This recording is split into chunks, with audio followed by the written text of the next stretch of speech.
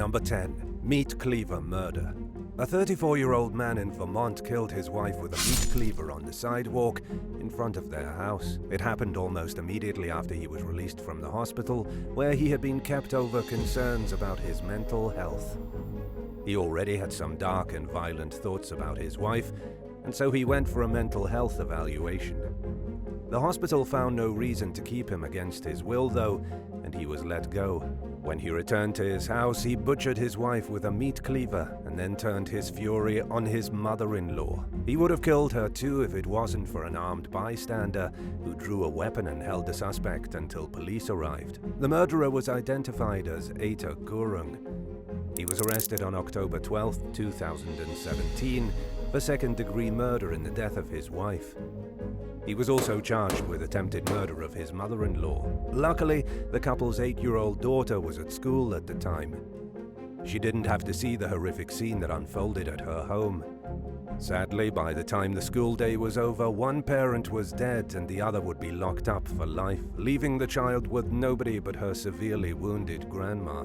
As for why Eta Gurung committed this unspeakable act, it likely happened because he was mentally unwell. He had been struggling with his sanity, but on that day he finally lost the battle and went completely off the deep end. Number 9. Brampton double stabbing. A Brampton man was given life in prison with no possibility of parole for 25 years after he beat and stabbed his wife, then beat and stabbed his mother-in-law.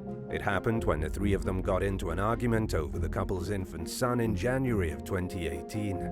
According to Superior Court Justice Kofi Barnes, Dalwinder Singh became furious after he learned that his wife and her mom were organizing a family gathering without his knowledge. They were putting together a celebration for the child, but Dalwinder wasn't told and he was angry because it would cost too much money. And so, within a short span of only 11 minutes, he butchered his wife, Baljit, and her mother, Avtar.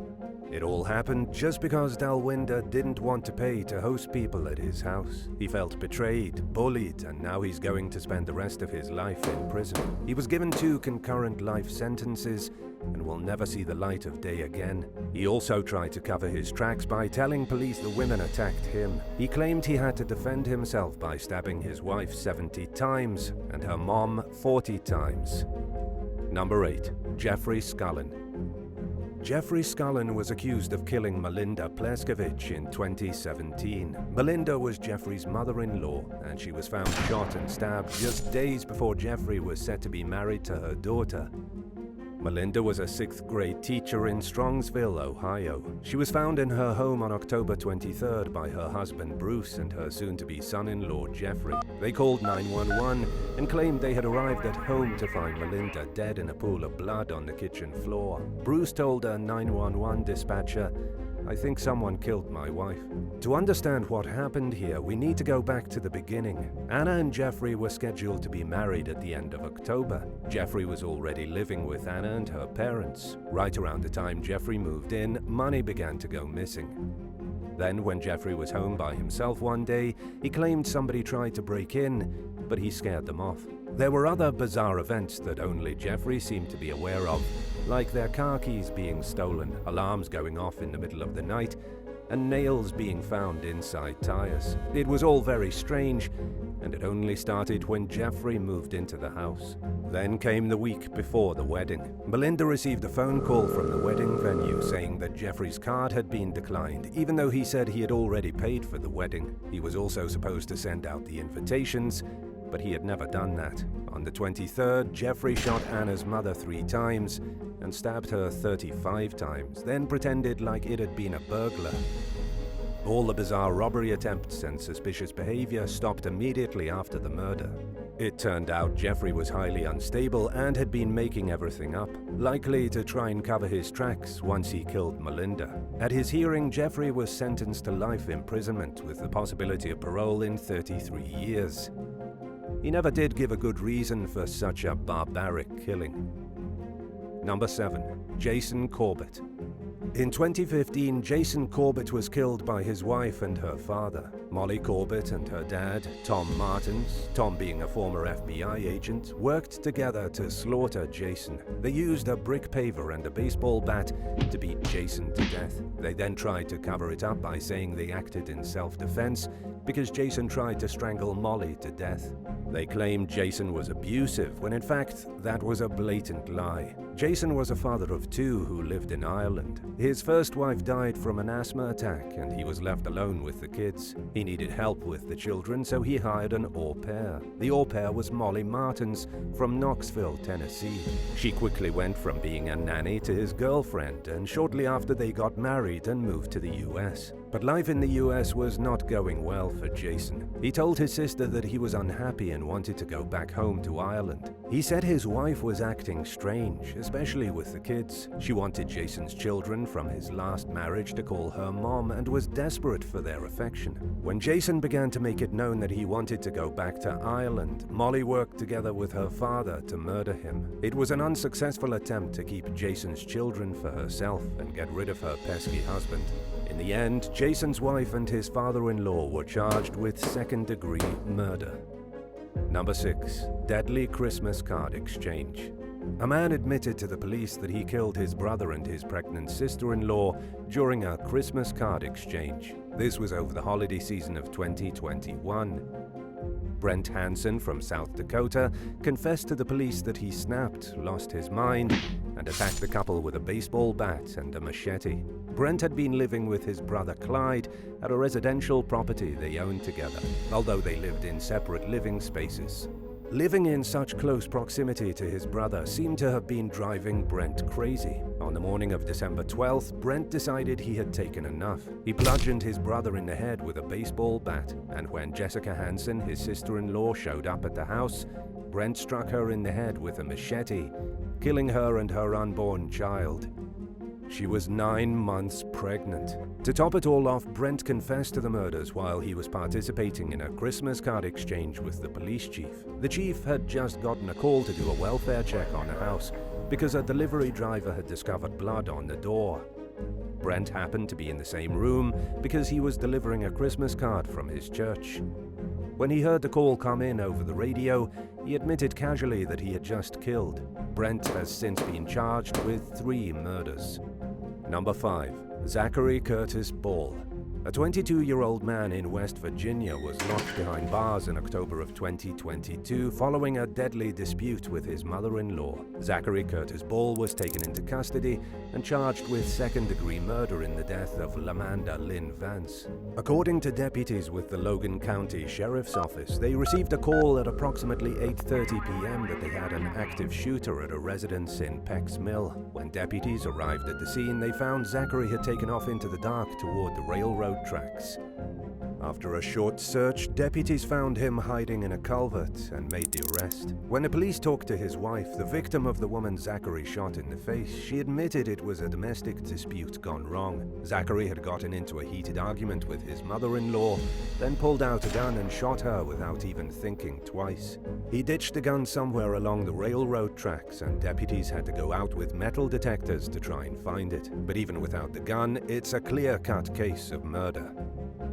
Number 4. Katherine MAGBANUA. In late July of 2022, Katherine MAGBANUA from South Florida was sentenced to life behind bars without the possibility of parole. She was also given 2 consecutive 30-year terms, bringing her total sentence to life plus 60 years. Katherine received this sentence for the role she played in a murder-for-hire plot that saw a local law professor be shot down in cold blood. According to prosecutors, Katherine acted as the go-between for her ex-boyfriend, a dentist by the name of Charlie Adelson, and the man who was hired to kill law professor Daniel Markle. And it was all over some family drama. Daniel was in the middle of going through a divorce with Charlie's sister, Wendy, but the divorce was not going well. The pair had already disagreed and fought over court documents and issues, especially Wendy wanting to relocate to be closer to her family. Then on July 18, 2014, Daniel Markle was shot in his car. He had just dropped his kids off to daycare, went to the gym, then back home where he was ambushed and killed. While Daniel was going about his business that morning, he was being followed by a Toyota Prius. The man in the Prius was Sigfredo Garcia, who happened to be living with Katherine MAGBANUA. In fact, they have 2 children together. But Katherine had also been in a relationship with Charlie Adelson. Charlie wanted Daniel, his brother-in-law, out of the picture so that his sister wouldn't have to deal with such a messy divorce. And so Katherine set her ex-boyfriend up with her new boyfriend, who doubled as a hitman. Garcia and his accomplice, Luis Rivera, were charged with murder, as was Charlie Adelson. Everybody involved was caught and punished. Number 3. Vermont double murder. A single drop of blood recently led Vermont State Police to the arrest of Michael Anthony Louise, responsible for the double murder of George and Catherine Peacock in 1989. Michael was 79 years old when the police went knocking on his door in Syracuse and charged him with the crime. He got away with it for over 30 years. Back in 1989, George and Catherine were found inside their Danby home in Vermont, stabbed to death. There was no sign of any forced entry, no sign of a burglary, only a very obvious intent to kill. At the time, Michael was married to one of the Peacock's daughters. After their corpses were found, he was the main suspect. And although investigators were able to link Michael to the crime, there wasn't enough substantial evidence to mark him as the murderer. It wasn't until 2020 that Vermont police matched a single spot of blood found inside Michael's car to George Peacock using new DNA technology. It was a big enough breakthrough for them to make the arrest, with Michael now older than his victims at the time he killed them. Michael was jailed in New York pending extradition to Vermont to stand trial for the murders. Number 2. Bakersfield honor killing. In Bakersfield, California, a man named Jagjit Singh killed his daughter-in-law because she was threatening to bring dishonor upon his family. According to police documents, Jagjit became upset when his daughter revealed that she was having an affair with another man, cheating on Jagjit's son. She was threatening to leave the family, which he saw as unacceptable. But what really pushed him over the limit was when his daughter-in-law, Sumandeep Kaur Kuna, threatened that she would call the police and say that he tried to sexually assault her. With his personal honor at stake, Jagjit shot the 37-year-old woman 3 times in the neck and face. At his court hearing in October of 2019, Jagjit pleaded not guilty on account of he was defending the honor of his family.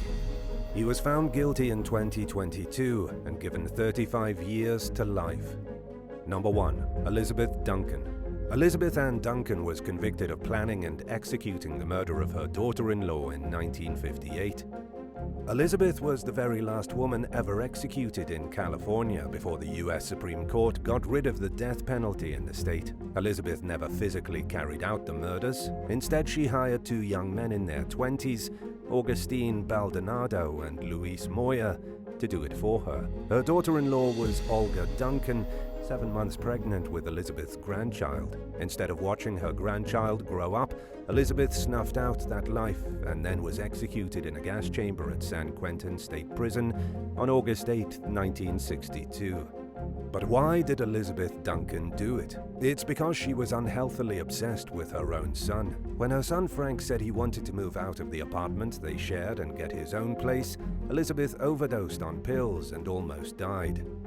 The very nurse who cared for Elizabeth during her recovery from the overdose was Olga, who her son took a fancy to and then married in June of 1958. When Elizabeth learned that Olga was pregnant, she began to act irrational. She tried to kidnap Frank to get him away from the woman he loved, all because she couldn't stand to lose her son's attention to another woman.